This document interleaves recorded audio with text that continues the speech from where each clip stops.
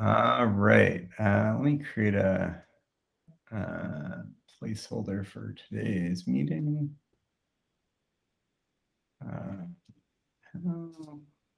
Oops. While Matt's doing that, I tried to go and set up a doodle, whatever the heck it is.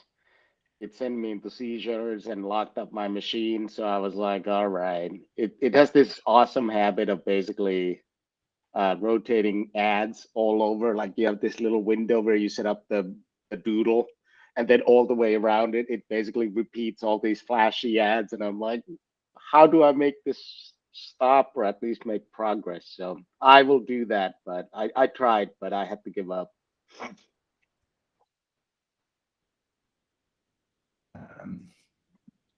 Yeah, sorry, I'm just scribbling something in the doc. I can't talk and write at the same time. So I'll say what I'm typing.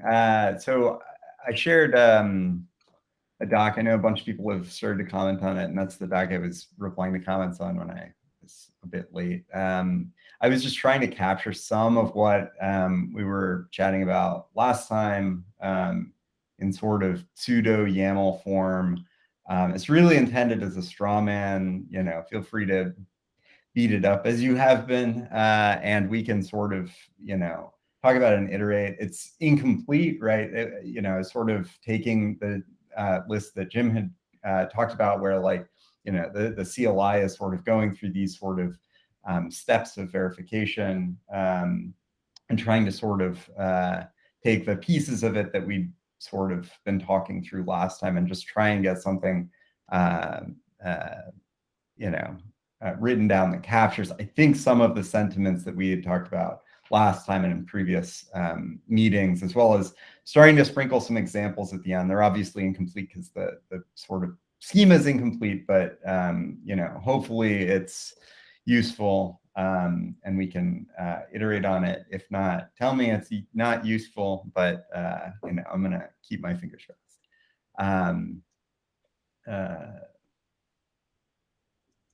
So I'm gonna try and write that down. Would it be useful to sort of go through some of that today and just recap and maybe start to talk about some of the other pieces, or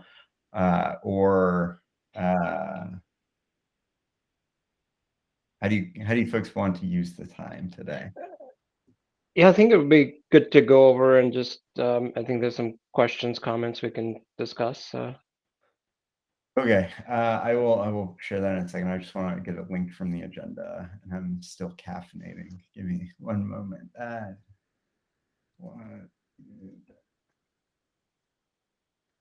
Here. Okay. So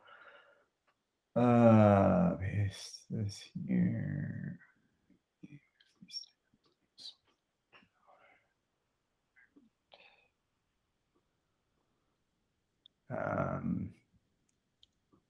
Let's see, window. All right. Can everyone see my screen? Yeah. Okay, so I think this bit up here, it's a little subtle since it's not in the sort of pseudo YAML. I think we talked about this, the idea that if we had a bunch of cluster policies on the cluster, that it was sort of an and of the different cluster policies, and you'd sort of apply them all. And that would allow sort of cluster operators to define certain policies, and those wouldn't have some sort of precedence rules that competed with rules defined by other folks, other maybe tenants on the cluster who might be interested in defining policy. This is sort of my sort of swag at some of the we've got the image patterns, which I think we discussed, globs, and some of this sort of I copied out of a place in the notes where we had been sort of spitballing a bit on this before, and use that as a starting point. That's sort of getting pushed down, which is why I think a separate doc was useful. This is one of the things we were sort of talking about last time, the idea of having sort of a set of sources that you could pull these kinds of signatures, attestations, SBOMs, etc. from this little like, instead of just having this be sort of naked strings here, having this be some sort of struct so that, you could do something like, I think what Michael was talking about last time where, today Cosigned has pretty good support for OCI, but you might have something where it's like, I want to fetch some of this stuff from MySQL, and we have some sort of defined, maybe this is some sort of like connection string or something like that. I mean, I don't know. We haven't designed that. This hopefully sort of future-proofs us so we can add additional sources of information in the future, which I think we were sort of talking about. And this is just stupid contrived examples where I might publish signatures one place, attestations one place, and other stuff there. So Matt, the image here is what will match and trigger the policy rule or the the rest to execute, right? Yeah. So just one kind of thought that and something we sort of backed into after a few iterations with what we were doing is there's an implicit, right now in the declaration, it's implicit that under sources, everything is an OR, right? It matches one of those, I'm assuming.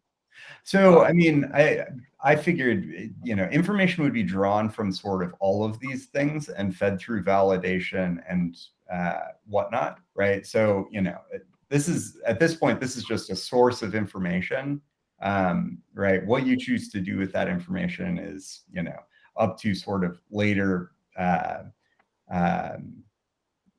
later validation steps, right? It hasn't been validated in any way or anything like that. So yeah, okay. It is sort of a union of that information. I don't know if I'd call it an OR yet. And then I think one of the comments I was responding to from you was around like, right. Where was it? Yes, this. I was just starting to talk about this, right? Like things like any all min. I think one of the things we'd been talking about last time was this. If you think of this as sort of a validity filter, right? I fetch the signatures and attestations. I pass them through some sort of cryptographic verification of the signatures. These are the set of keys that I'm verifying this against. I either have some sort of literal keys, either inlined or not, or I have things where I'm verifying them against full CO roots. Mm-hmm. And then like once I have, I take the full sort of union pool of, metadata, signatures, attestations, whatever. I've now filtered them down to some valid set. And then, what do I want to do with that valid set? Do I have something that says I need at least one valid signature? Do I, want to do the kinds of things that you're talking about? Like I need at least two with different keys. The keys were probably from this set. Does that sort of make sense in terms of pulling, this is how you define sort of the sources of metadata, right? These are the ways of filtering that metadata and filtering it down to the sort of the valid set that you want to consider. And then, then feeding that to, later TBD things that you might want to validate. I mean, these TBD things, right? We can start to incorporate some of those concepts up into the above sort of stanzas here, if we think that makes sense. Sort of like we did with sources. Well, Kavitha and I had picked this up as an action item as well and started doing something similar. As far as the identities go, we're riffing on this part now. It's, I feel like the identities or authorities is, we're got some good jazz going on, variations on the theme, but I don't think we've introduced a lot new there. The sources starts to feel like an I of J kind of problem. Like, are we, my only concern there is, well, here's a whole lot of piles of, here's a lot of haystacks where we might find signatures using one of these authorities. And I think we were starting to say, well, that if this key, maybe not a key, this signature is going to be stored in this place and it's going to be validated with this key as being a little more deterministic than here's a lot of sources and any number of signatures could be found in any number one of those. We're going to find them later is what I'm reading when I look at it first. So that's the only thing that gave me pause about sources. Yes. Or perhaps named sources, and then we can relate to them. You know, maybe we expand on the sources idea, similar to some of our earlier iterations where we had named keys, and then those keys could be associated with any number of named name patterns or image name patterns. You know, something to make it a little more deterministic than what this is, I think would be good. But this does, I think the new information here is how we probe further into the fact that signatures, attestations, signed objects. At this point, I don't even know if we care what kind of objects are being signed, but that the signed objects can be stored in more places than just the registry where you stored your image. I feel like that's what you're trying to express there. The I of J problem. If it's not that, correct me, but that's what it looks like to me right now. Can you just, sorry, can you explain what is I of J? Where does that come from? I don't understand that reference. I understand what you, but where does it come from? I'm curious. I'm sorry, I'm writing a lot of fourth this year. Just loop my iterators. Got it. I and J, you know, but every time you add another, if you're looping over two lists, every time you add an item to the list, you've actually compounded your search space. And what I'm afraid of doing is creating a large search space for an admission controller that should return relatively quickly. So that on that last point, so just to kind of make sure my assumptions here are correct, are we talking about all of this at admission control when a admission request is received by a webhook, or what is the processing context here? I mean, I think that this is roughly the scope of admission control. Okay. I think that making that efficient is something we'll have to talk about. But yeah. I mean, so I mean, there's a few things going on here, right? Like part of the verbosity of what's in here is mostly to express some of the flexibility of the schema that's come up from, you know, folks. I don't know if Michael's on today, but Michael had raised some of these things about like multiple sources and stuff like that. Yeah. I do not expect the common cases here to be as complex as this and have as many sources as this or as many keys as this, right? Like, I mean, if you look at some of the examples I started to put down here, you know, it's a bit more simpler, but I'm trying to express some of the flexibility in the scheme here. Of course. So just to try and understand that a little bit better, so if you, let's say we have a pod which has multiple containers, where each container has an image. So now in an admission request, we have multiple images to match. So here, I guess my prior question was, are we trying to declare that the image could be any of these patterns, or if it matches one of these patterns, then we go through the rest of the logic to try and, validate the signatures? So is this a match expression, more or less? I think that would be it. This is the match expression that I think we discussed. I see. But then for that one match, we would, so if we are matching on that, and then we would look through, so then the question remains, like, is it all of these sources, any of these sources? And I think you mentioned it would be just an all. So we would gather signatures from each of these and try to then go through the verification steps. Yeah. Okay. And I mean, I think realistically, the common cases I've seen are like, these aren't even here because you store them alongside the image, or you store them someplace else. And so there's like one other source. Right. Yeah, I mean, I mean, we could say that, maybe this shouldn't be a list and you should pick one definitive place to put it. But it sounded like there was use for this, and I'm a little reluctant to sort of prune that without hearing a bit more from Michael, because he seemed to have clear use cases for that. But we can follow up with him. The next time he's on one of the calls, if that makes sense. But I totally act the like we need to make this efficient, right? Like, it means typical admission controllers have, seconds to do all this work. And so we're going to have to make it efficient. And this pattern doesn't effectively pre-declare, you don't necessarily know the image digest you're going to have to validate in advance to like index everything. So, it's right.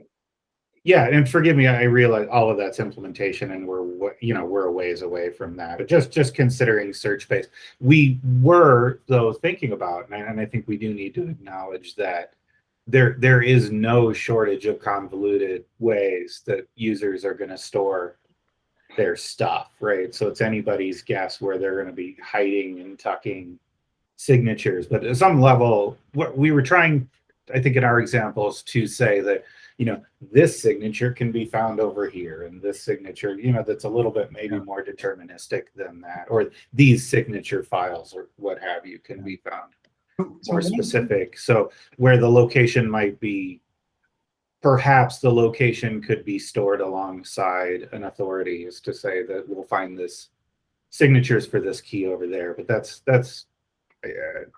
as I'm thinking out loud, you could make arguments in both directions. Yeah. I mean, I think it saves a little bit of sort of false attempts at verification, but it doesn't save you necessarily things like the fetch and stuff like that.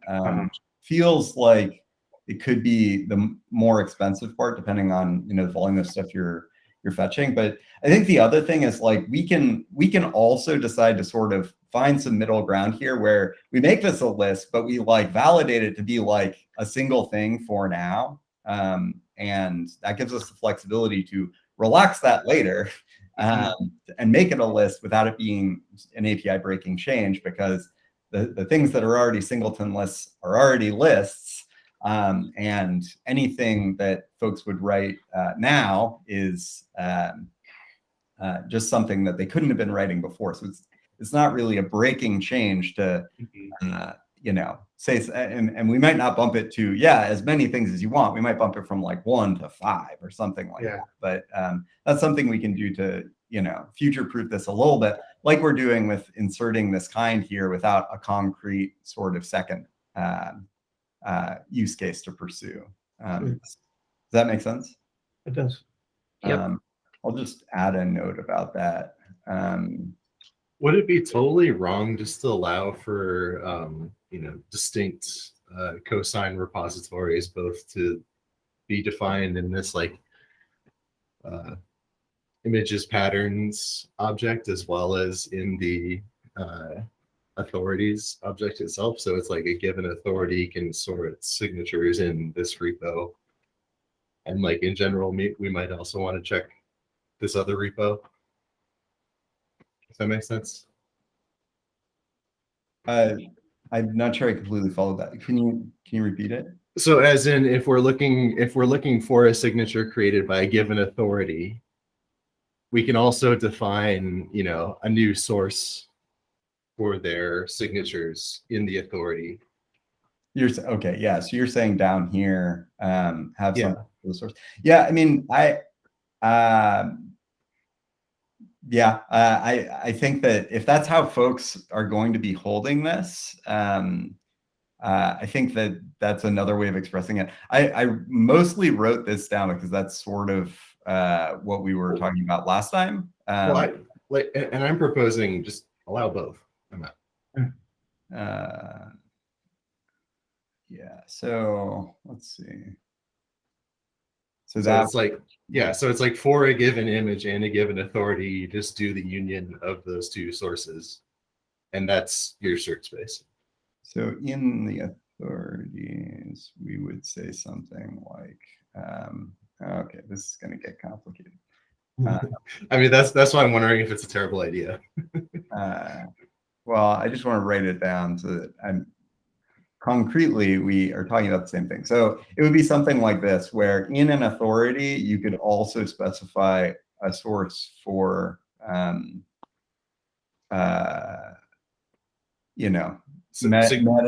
about, the things signed with that authority. And so if you wanted to do that instead of One question: the sources are at the key level or at the authority level? Yeah, it sounds. They're at the well, I mean, so like a key is a type of authority where like the two primary ones are, you know, a Fulcio based one and just like pinning the public key. Sure. I'm just asking the indentation because you're Yeah. writing YAML in the document. I just wanted to be sure that sources is under keys. Okay. So you're asking, yeah, I think what you're asking, Hector, is whether you mean it to be sort of under Yeah. the authority section or per authority in the Per list. key. Yeah. I thought what Jake was saying was effectively per key, right? Because I think one of the sentiments that folks are saying is that if I, you know, in the context where I'm signing with a particular key, I may be publishing to a particular, you know, cosign repository. Right? Exactly. So it's like, it seems like one of the key use cases for cosign repository, so that like an independent signator can sort of own their own signatures and, you know, not have write access to the, you know, repo where the image actually lives. Yeah, I think the example that we were kind of discussing through is maybe the small to medium business. As a dev lead, I've approved these versions of these images, and I've stored at Docker Hub, and I've stored my signatures to allow my team to use those exactly in an artifactory of my own. Yeah, we're like at one point I was thinking of using that for something in GKE. So that's like, I think. So I'm totally fine with this. Do we think that this makes more sense than this? Should we just move it down here? Like, I'm fine with that if folks think that is like the way to go. I like the determinism of it. I suspect there's a pretty specific use case that somebody has in mind that supports that. I mean, well, so I guess the question is there any use case that we can think of where we would always want to look in like a given other repo, no matter what, you know, what authority we are checking against? Yes. So I think what tends to happen, and it's also an interesting question about what, you know, in a typical enterprise setting, like what developers may be allowed to do versus what operators will want to manage, right? So certainly, yes, it's conceivable that maybe like a central authority is saying, I'm going to make sure that, you know, every image that's allowed in my production systems is going to be signed, and all my keys are going to be in one repo. But it almost would be in that case a global policy, which I think I like the flexibility of being able to override that per key, but it seems a bit much to impose that, right? So like my suggestion wasn't override per key, and I'm sorry, Matt, but it was like actually, you know, allow the union of these two sources. Yeah. So there's like the global sources and the per authority. So there's a third thing here, right? I mean, so both of these, we were talking about sort of stuffing it into a list, right? Which means that if every one of the keys or every one of the patterns needs the same repo, that we have to put it in, you know, each of those things, right? Like a third option, since like the pattern, you know, we're matching images, like the cosigned validation webhook today requires those to be digests, right? So like, I mean, we're effectively looking things up by digest. So this could just be a parallel thing to images and authorities, which is, you know, the set of places to look for information as well. And then, you know, really regardless of which pattern matched or which key was verified, like it is by digest, so it is going to be what we think it is. And, you know, if it's signed by the key, right, like the that's really what matters. You know, that gives you a sense of the identity of the person or the authority that you know, signed that thing. So you know, that might be another alternative to trying to put it in either of these lists. But if I think about how a mission controller might do that, right? Like if I have a key and then I have to look for a list of sources until I found it, right? Is what I understood. So you define the sources where it can be, and then you have to go all the sources to see where is the key. That might be more cost expensive for the mission controller, and we will try to make it more explicit, right? So if you just tell to the key where it's the source, where it has to be, then you kind of make more efficient kind of computation. I'm trying to think about this way because just as, I don't know. Correct me if I'm wrong. Trying to, I kind of riffing a little bit on that as well. On sort of, I had two things in mind. Is that the more things we add into the lists here is, I'm just my first thought is I wonder how a user reasons about this one. So this policy that we are putting into here is very flexible. I haven't thought this through, but it just seems like it would be very difficult maybe to look at it and understand what is the intended behavior. That's one thing, and I'll just leave that out for a second. To Hector's point, I'm curious as far as the implementation goes, if we have a bunch of keys and we go to different registries, on how do you deal with things like, well, this key doesn't work here. If it's not explicitly defined, do you treat that as an error condition? Do you treat there is no information? Yada, yada, yada. And maybe that is not even a concern, but I just wanted to throw that out there as far as, do you treat that as in, I screwed up my auth and cred, or do you just treat there is no information? Or like, maybe that's not even an issue, but as we are looking at, like, it seems like we are trying through this list, like, hey, do you have this image? And if you don't have it, it's like, okay, cool, but what if you get an auth failure? How do you deal? Maybe it's not even an issue. Sorry, I'm just switching windows around so I can look at you while you're talking with the thing presented. It's disorienting to be staring at a document while you're talking. All right.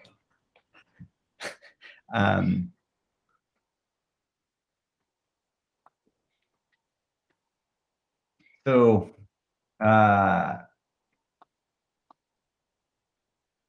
what are folks feeling in terms of the right place or places for this thing?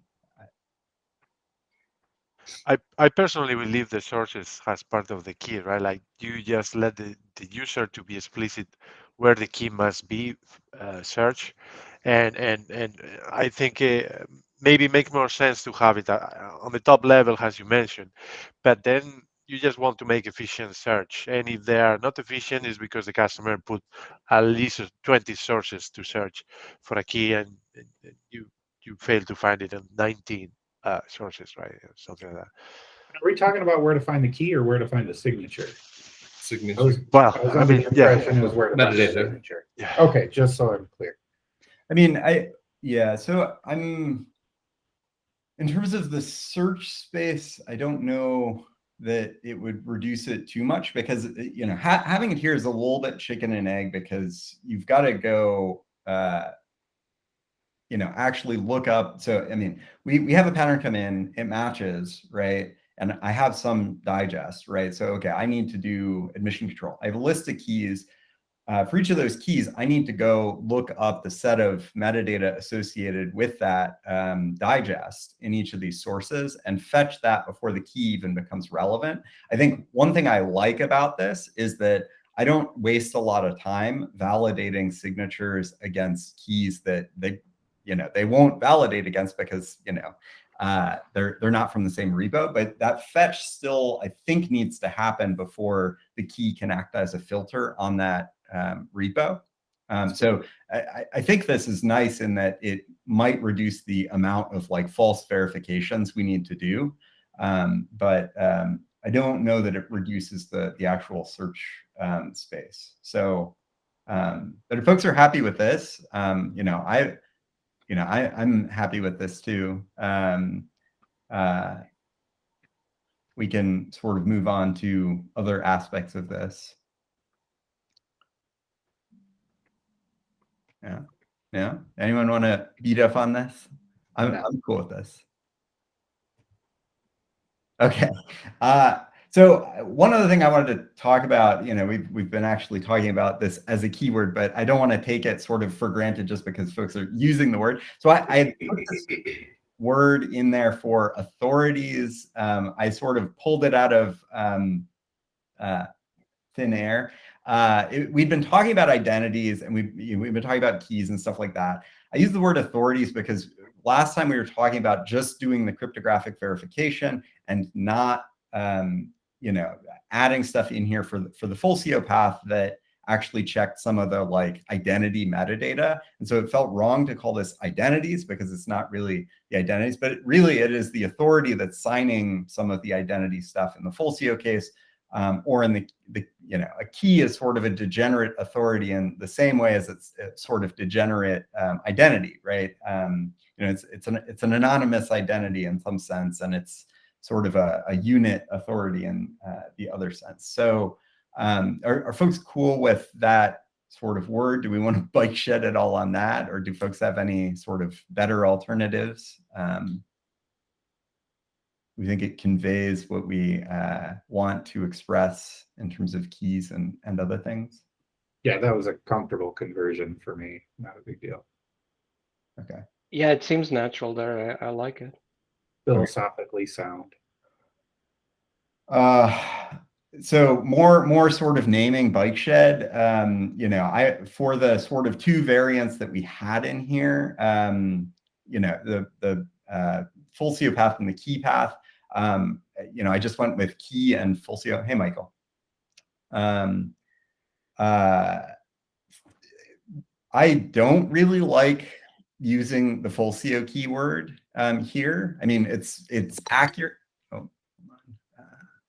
this is somebody else from my end. Sorry, maybe just OIDC.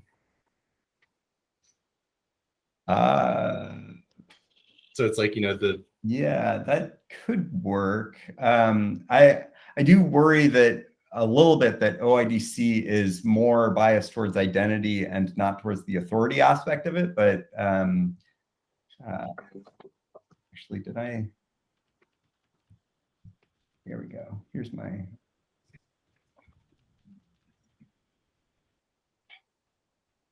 Do folks have any other thoughts on what we might call this?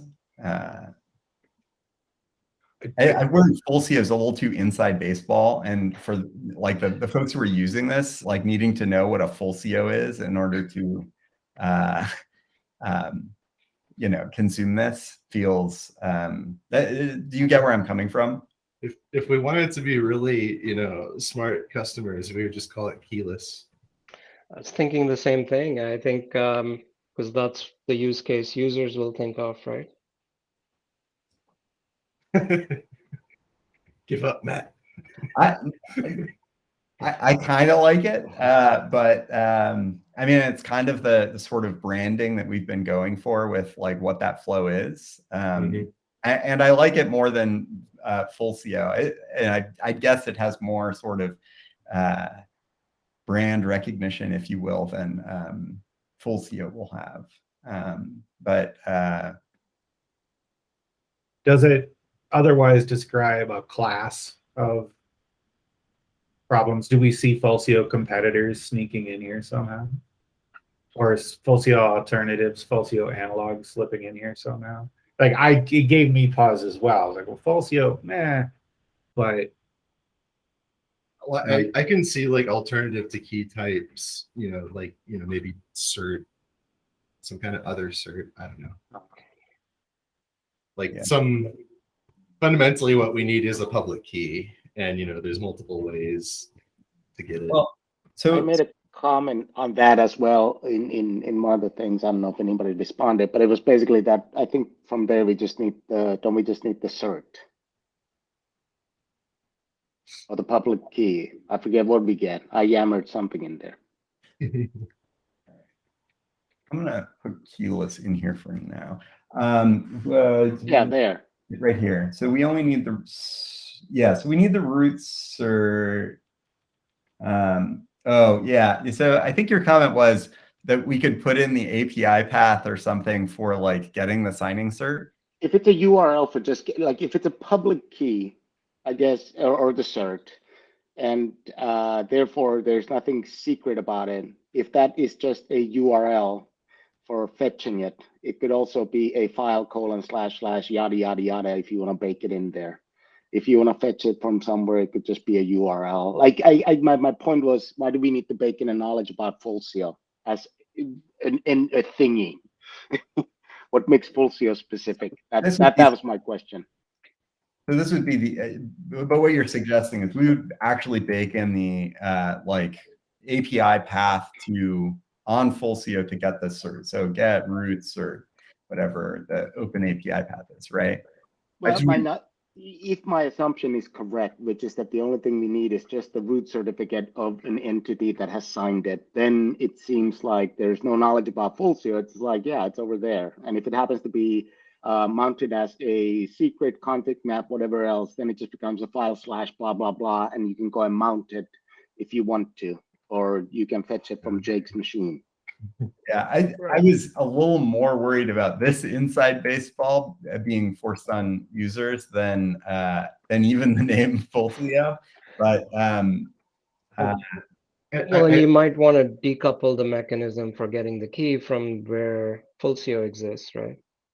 Well, I think we need to distinguish the Fulcio path, at least, and like basically any path where sort of tough is the root of trust rather than a traditional certificate chain. So there needs to be some hint that we should also be verifying, validating that the traditional root that we're using is signed by the tough root. Mm-hmm. So, I mean, you guys can sort of go in and suggest edits here too. I don't have to exclusively work the keyboard if you want to. You're so good at it, man. I feel like a puppet, So just to clarify it, so and that was my, I guess, comment on the next line is, so SCT key, Matt, you said is different than the root cert.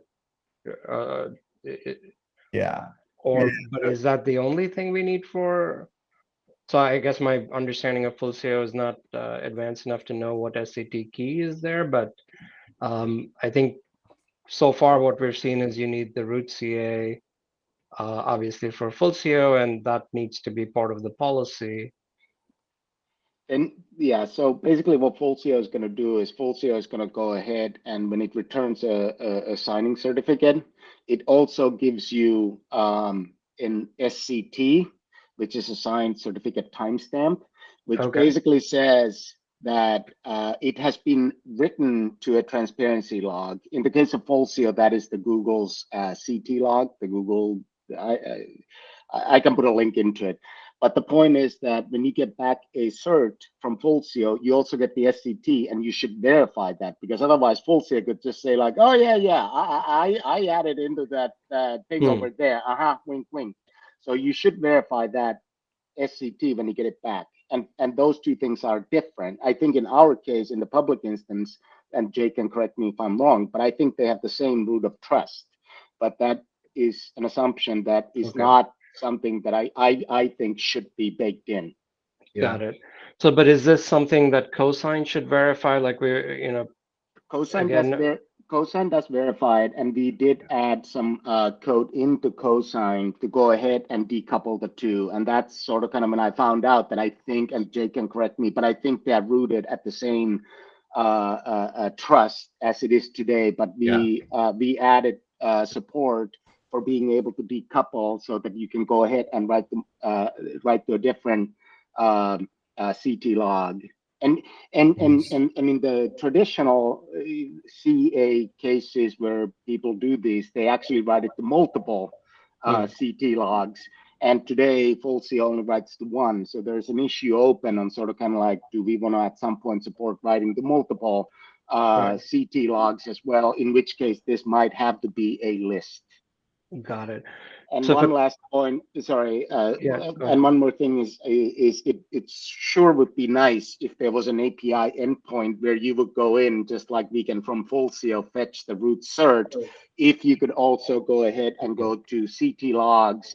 But there are reasons why that is not the case. So typically these CT log Matt called it SCT key, which is perfect. But that is the key for that is the public key for the CT log. And there could be multiple of those, and they are typically handled out of band for reasons, security stuff.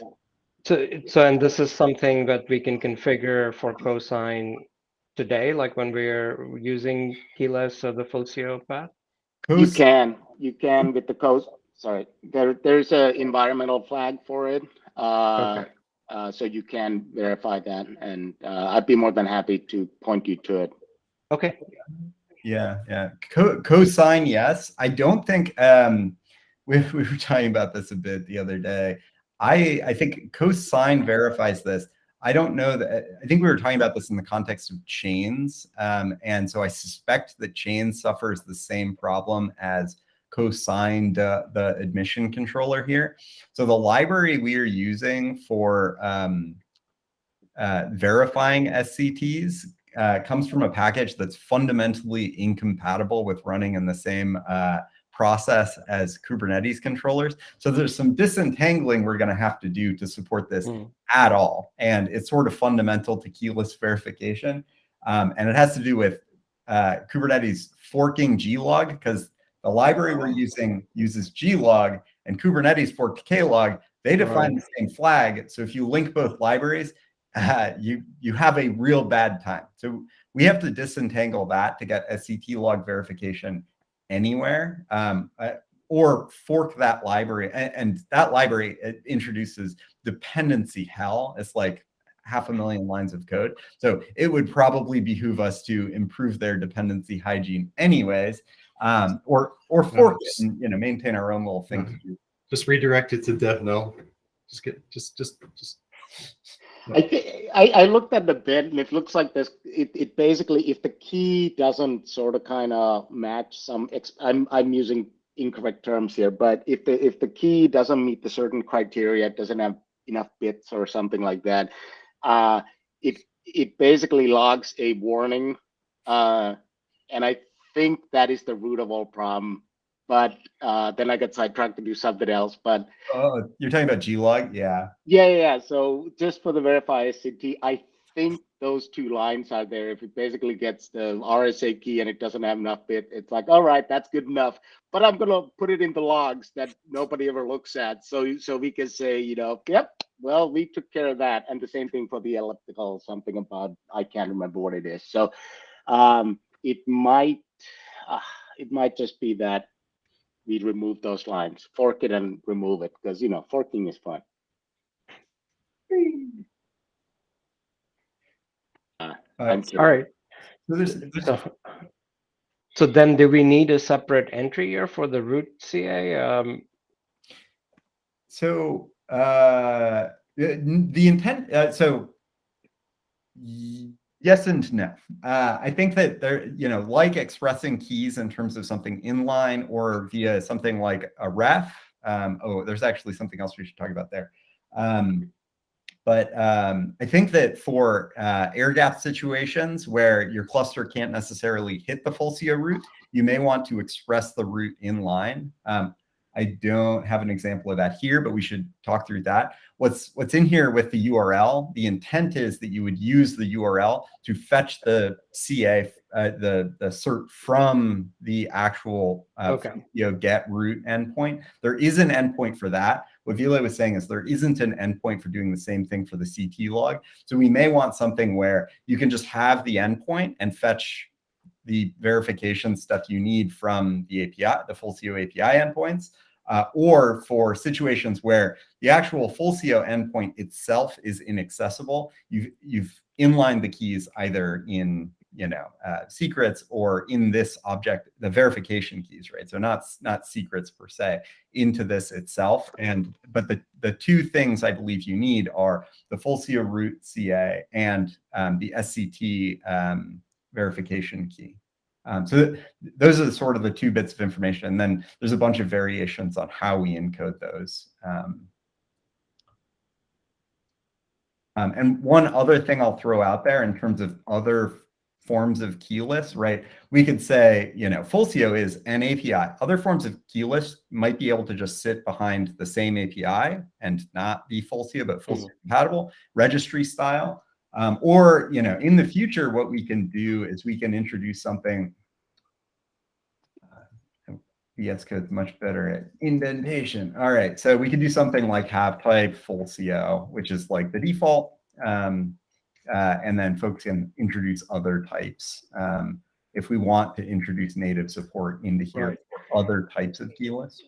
Yeah, so that's, I don't know if this is, we want to kind of go into that discussion right now, but one interesting use case that somebody had asked me, and I don't know the answer to this, is can they, you know, use their own sort of root CA to generate keys and sign using those? So like each, you know, there's a corporate-wide or a organization-wide CA route, or like which they can use to generate more certificates and kind of make them disposable, but they're managing all of that themselves, right? So is that the sort of use case? Yeah. So so Fulcio itself, it isn't really a CA. It is backed by like the Google CA or Soft HSM. There's a couple other, you know, more test-oriented versions like the ephemeral CA or file CA.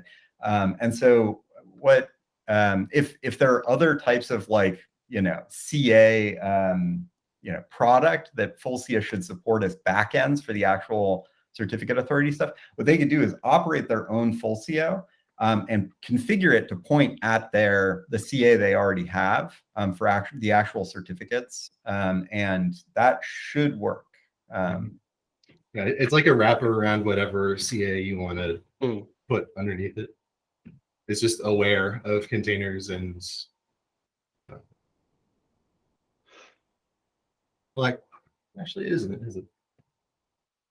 I don't think it's aware of containers. Anyway, it's not a general purpose CA. It's a very specific purpose CA that, you know, has a general purpose CA under the hood.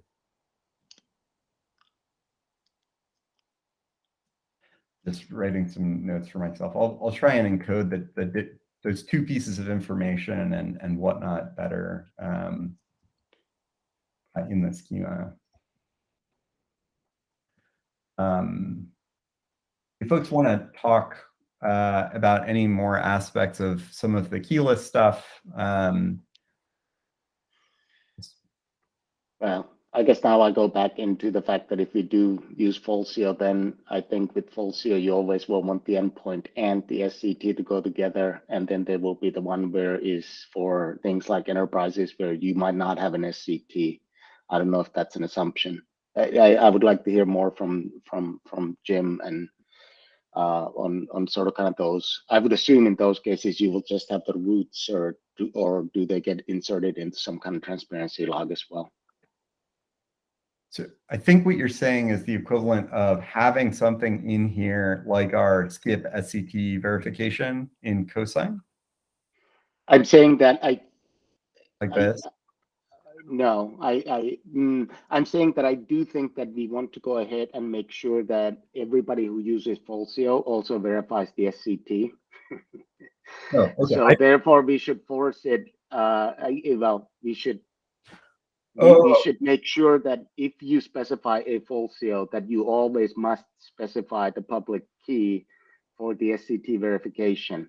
So, okay, so you're tying this back to what Jim was just saying about folks may have their own CA today. They can stand up Fulcio as in front of their own CA. We should make sure that when they're doing that, they are also doing CT logging. Correct. Okay. Got it. Yeah, I don't know. Jim, do you know if they're doing CT logging in those cases you were talking about? Well, I didn't know much about CT logging till before now, so I don't know. Yeah, so I think you know, one of the key aspects of some of the SCT stuff and the key logging is, right, it's the timestamp's important because the certificate's short-lived and you want to make sure all the signing happens during that window that you know, the short window that the certificate was actually valid.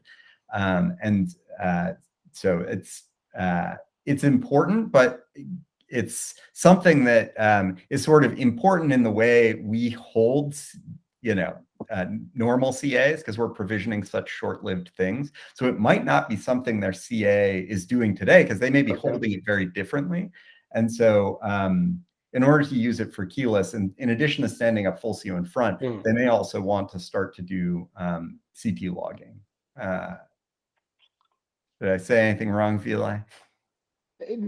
No, I mean, that is my understanding, and that I guess my thing is the more I look at these places where we use full CO, it seems like the verification of the SCT is left as an exercise for the reader, and I think that we should make sure that we go ahead and bake that into all the places, because at least from my shoddy understanding of how bits work, it's super important for you to verify that it actually has been committed somewhere. And so we don't get bamboozled. That's 2 times a week I've used that word, by full CO. Jake, right? Yeah, I mean, it would definitely be, it would be a good thing. I can definitely think of, performance and availability reasons why you might not want to also take a dependency directly on the log and instead just assume that your CA is doing the right thing. But yeah, if you want to be extra super duper secure, then like ideally full CO would just give you the direct log entry, and it would just be a relatively simple get. But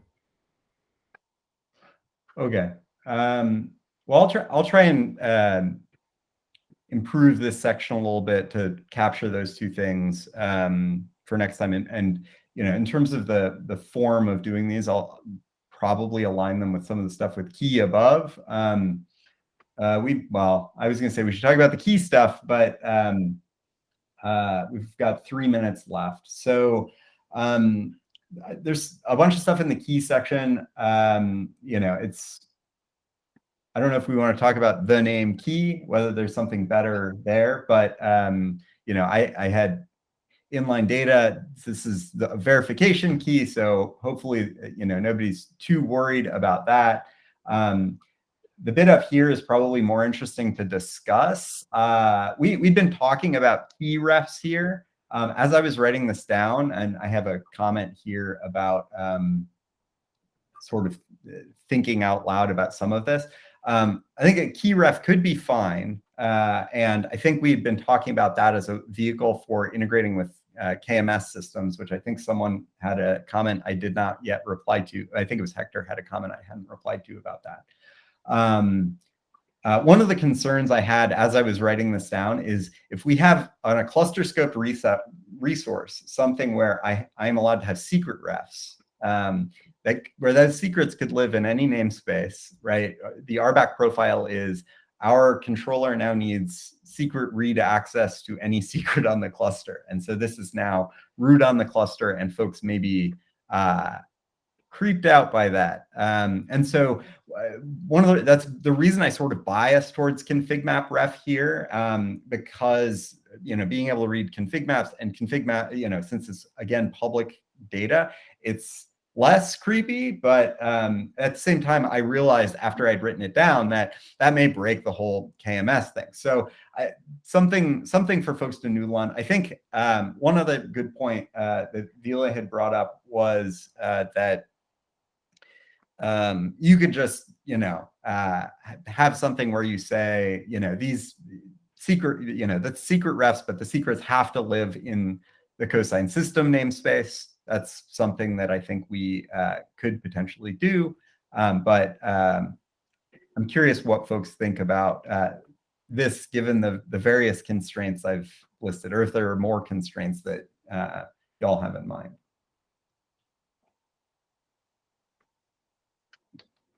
So I think a config map makes sense here, and I know Michael and team, you're using a config map across like different systems today for some of these public keys, right? Correct. Parth has more info on that. Yes, yeah. So we are using it, to verify. So that was a question actually I was going to ask about for the keys, especially. How do we support KMS systems? Right now, Kyverno does not, right? So I was like, that was one of the main reasons. It's like, like Matt brought up, it's like, can we move to something that is more supports KMS? Because like if you want to use Vault or GCP or something, whatever, right? How do we get all that stuff out instead of storing it in a config map?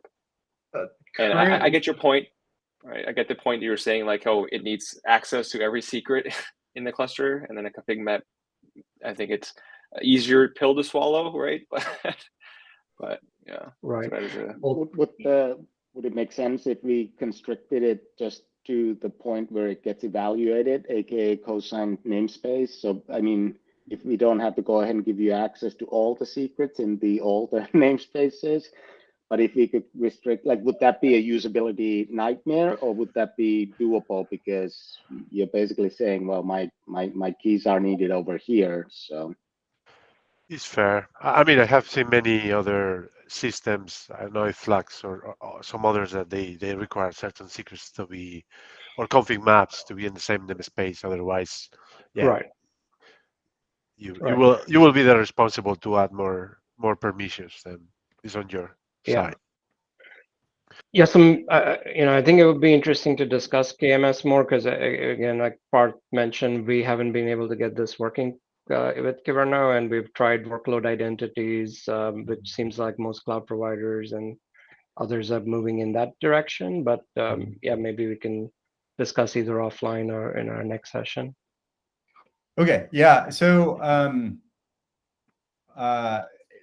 just to quickly distill what I think we all just said is, like, we would be fine with given a solution to KMS, and let's just separate that for a moment. We would be fine with config map ref, probably, allowing arbitrary namespaces, or really secret refs constricted to something like the cosigned system namespace. Both of those are sort of workable solutions without too many red flags. Secrets everywhere, everyone agrees, is sort of creepy if we can sort of avoid it. And cosigned system seems like a reasonable compromise there. Okay, so let's put a pin in that because we're over time a little bit. Next time, let's talk about how KMS integrates into this, and that may be something that helps us sort of decide between whether config map ref or secret ref is the way to go. If secrets have some sort of magical integration with KMS, or we can just introduce new stanzas into this that expose some more native integrations. Sound good? Yep. All right. Have a good weekend, everyone. Yeah. All right. Thanks. Bye, everyone.